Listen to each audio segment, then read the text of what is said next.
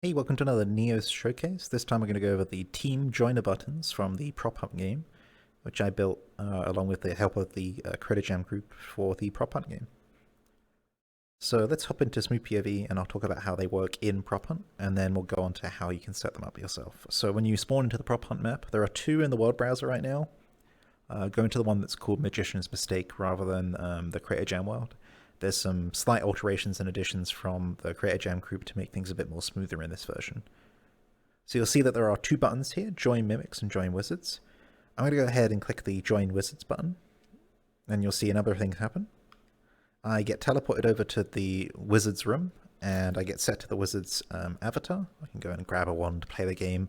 Look out for a video on Prop Hunt itself. There's quite a few cool things here that I want to showcase. Thanks so much to everyone that helped with this map. It's amazing. But you'll see I got teleported, I got set to the Hunter avatar, and I'm in the room, and that was all done via that one button push. Now that's impressive, but what if I told you you could set that up yourself, as I made it completely modular? So if we go back over to the spawn here, and I'm going to spawn in a new button, we're going to pretend that we need a new team for Prop Hunt, and we'll set up a new team joiner button. Inside my public folder, you'll find this under Utilities. Go to Utilities, here it says Join Props, you'll see it says Team Joiner at the top. You can then double click and that will spawn it in. Let's spin that around. You'll see it starts off as a normal button. Feel free to style it. We'll need an inspector, which I got rid of, so I'll grab one from the inventory. There we go. And then we'll inspect the button. Once you've inspected the button, make sure you hit the up arrow to go up to the Team Joiner button. And you can go into the button's text and you can set the join message to be whatever you'd like. So here we're going to make the janitors team. So they're going to clean up after we've made a mess, cleaning everything up. So join janitors. And we'll hit close on that. So now if you go under the settings slot of the team joiner button, you'll see there's four options here. You should configure these in turn. So we're going to start up with avatar. Now, avatar will configure the avatar, it will equip the avatar that you specify in this reference node here, value here, when you push the button. So for that, we'll need an avatar. So I'm going to go ahead and spawn one. We need a kind of janitor-looking avatar. What's good? Let's go for, yeah, skeleton. That'd be good. Some sort of magic janitor. There we go. So if I inspect their head, we go up to the top of the avatar, we grab skeleton.fbx, which is the root of the avatar, and we put it into reference. Now when I click the button, I will be set to the skeleton avatar. Next along is the teleport option. Again, this takes a reference slot here.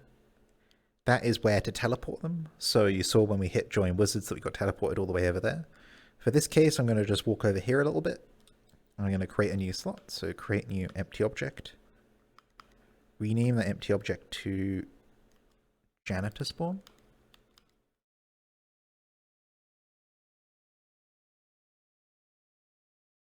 Grab that, bring it all the way back over to our button, and put it into the janitor spawn.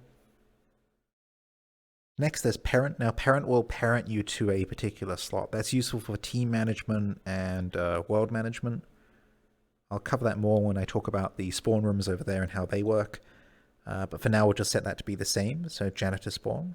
So I'm going to grab that, switch to the parent slot, and put it in there. And the last one is tag. Now, tag will tag the user as a particular tag. This lets you kind of see them, find them, do various things if their tag matches. So we're going to set their tag to be janitor here as well. And now we're done. I'm going to leave this open so we can demonstrate a few things later. Where's the button? There it is. But now I'm going to test it out. So put this on my tool shelf, click join janitors. I'm now over here. I'm the skeleton avatar. Hello. And if you look at the janitor spawn, you'll see that I'm parented under it. And if we select me and scroll to the top, you'll see there my tag, janitor. And that all happened at once. And so I find that super useful. It lets me do a lot of sort of team-based operations very quickly. But the cool thing about this is you can pick and choose which parts you want. I'm trying a new sort of pattern here in developing things, whereby if you don't want a setting to apply, disable the value field here. So for example here, if I go to the avatar slot and I disable this reference field, and I change my avatar here, so we'll re-equip me. So let me do that for a second. Now I'm back as me. Hello.